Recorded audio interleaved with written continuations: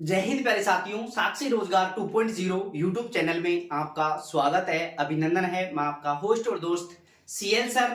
आज अपन एक लेटेस्ट भर्ती के बारे में आए हुए हैं, क्योंकि काफी दिनों से ये भर्ती चर्चा के अंतर्गत है।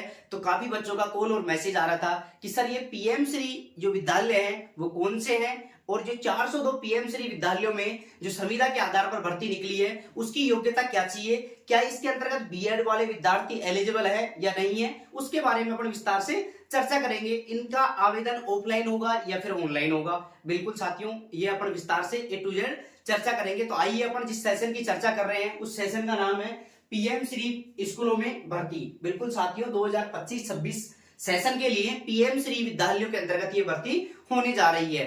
देखो आगे अपन बात करें तो राज्य में स्थित 402 पीएम श्री स्कूलों में ये संविदा के आधार पर भर्ती होने वाली है, अर्थात इसमें कोई भी एग्जाम कंडक्ट नहीं होगा, ये संविदा के आधार पर भर्ती होगी। आगे अपन बात करें तो देखो इसकी शुरुआत 13 जून 2025 से होने जा रही है। बिल्कुल साथियों पीएम श्री जो विद्यालय है 402 जिनके अंतर्गत ये भर्ती निकली हुई है, उनकी शुरुआत 13 जून 2025 से होने जा रही है। क्योंकि अलग अलग जो विद्यालय हैं उनका अलग अलग नोटिफिकेशन जारी हो रहा है, अलग अलग विद्यालयों के लिए अलग अलग डेट निर्धारित की गई है। तो इसकी डेट जो 13 जून 2025 से शुरू हो रही है। बिल्कुल साथियों अब इसमें ऑनलाइन आवेदन करना है या ऑफलाइन, उसके बारे में अपन चर्चा करेंगे। आगे अपन देखते हैं तो देखो नई शिक्षा नीति 2020, देखो नई शिक्षा नीति जो 2020 में आई थी उसमें कहा गया था कि 3 से 6 वर्ष के बालक बालिकाओं हेतु उनकी देखभाल करना, उनके पोषण में सुधार लाना, साथ ही उनकी शिक्षा व्यवस्था में सुधार लाने के लिए ये एनटीटी भर्ती की जानी प्रस्तावित है। बिल्कुल साथियों इसकी चर्चा 2020 जो नई शिक्षा नीति आई थी उसके अंतर्गत चर्चा की गई थी। आगे अपन बात करें तो जो पीएम श्री विद्यालयों में जो 402 पीएम श्री विद्यालयों में जो भर्ती होने जा रही है वो किस आधार पर होगी, तो बिल्कुल साथियों संविदा के आधार पर होगी, अर्थात इसमें कोई भी एग्जाम कंडक्ट नहीं होगा, डायरेक्ट ये सीधी भर्ती है। कैसी भर्ती है? बिल्कुल सीधी भर्ती है।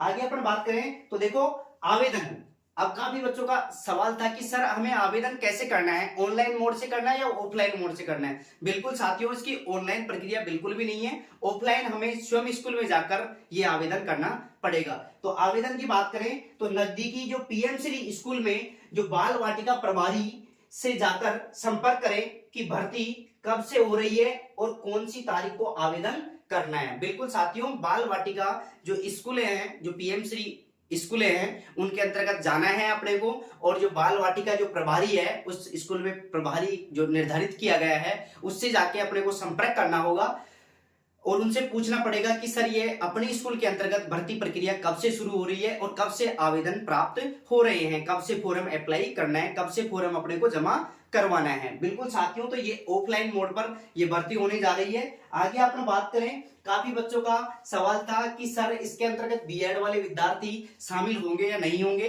तो बिल्कुल साथियों बीएड वाले विद्यार्थी कई वीडियो के अंतर्गत ऐसे बताया जा रहा है कि बीएड वाले विद्यार्थियों को इसके अंतर्गत शामिल किया जा रहा है। बिल्कुल साथियों ऐसा बिल्कुल भी नहीं है, क्योंकि इसके लिए अपने को डिप्लोमा करना अनिवार्य है। तो बीएड वाले विद्यार्थी इसके अंतर्गत एलिजिबल नहीं है। आगे अपन बात करें देखो बाल वाटिका में नर्सरी टीचर की भर्ती, बिल्कुल साथियों ये बाल वाटिका के अंतर्गत नर्सरी टीचर की भर्ती होने जा रही है। अब इसकी योग्यता की बात करें, काफी विद्यार्थियों का सवाल था कि सर इसके अंतर्गत योग्यता क्या चाहिए। तो अपन बात करते हैं योग्यता की। अगर चैनल पर पहली बार आए हो तो चैनल को विश्वास के साथ सब्सक्राइब कर सकते हैं, क्योंकि साक्षी रोजगार 2.0 यूट्यूब चैनल एक ऐसा चैनल है जिस पर विभिन्न विभागों से सूचना प्राप्त करने के बाद बिल्कुल सटीक और ऑथेंटिक जानकारी बताई जाती है। तो आप विश्वास के साथ साक्षी रोजगार 2.0 यूट्यूब चैनल को सब्सक्राइब कर सकते हैं।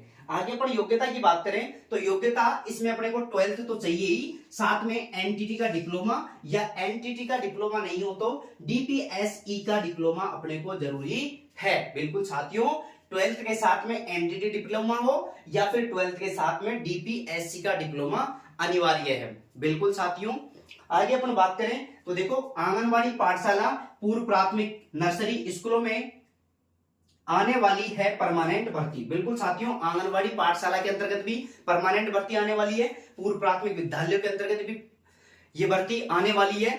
कौन सी? परमानेंट भर्ती आने वाली है।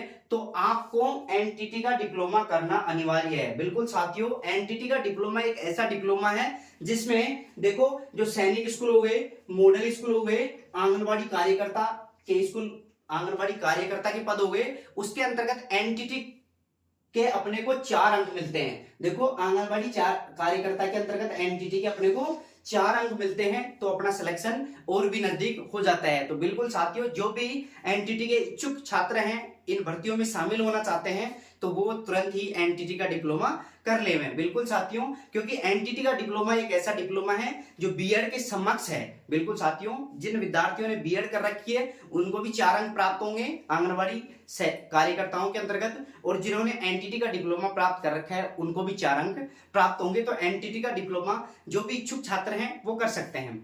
आगे अपन बात करें तो देखो, एनटीटी डिप्लोमा बीएड के बराबर है मान्य आंगनवाड़ी कार्यकर्ताओं के लिए। बिल्कुल साथियों, आंगनवाड़ी जो कार्यकर्ता हैं उनमें बीएड के समक्ष एनटीटी डिप्लोमा जरूरी है, क्योंकि बीएड के अंतर्गत भी जो विद्यार्थी जिन्होंने बीएड कर रखा है उनको भी 4 अंक मिलेंगे, और जो एनटीटी का डिप्लोमा है उनको भी 4 अंक मिलेंगे। तो बिल्कुल साथियों, जल्द ही जो एनटीटी टीचरों से संबंधित जल्द ही बाल वाटिका के अंतर्गत ये परमानेंट भर्ती होने जा रही है। कहां पर होगी? आंगनबाड़ी पाठशाला, पूर्व प्राथमिक, नर्सरी स्कूल आदि में ये परमानेंट भर्ती होगी।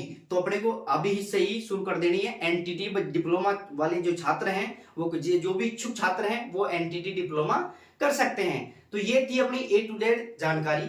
बिल्कुल साथियों, आज के लिए इतना ही काफी। थैंक यू दोस्तों, थैंक यू। जय हिंद, जय भारत।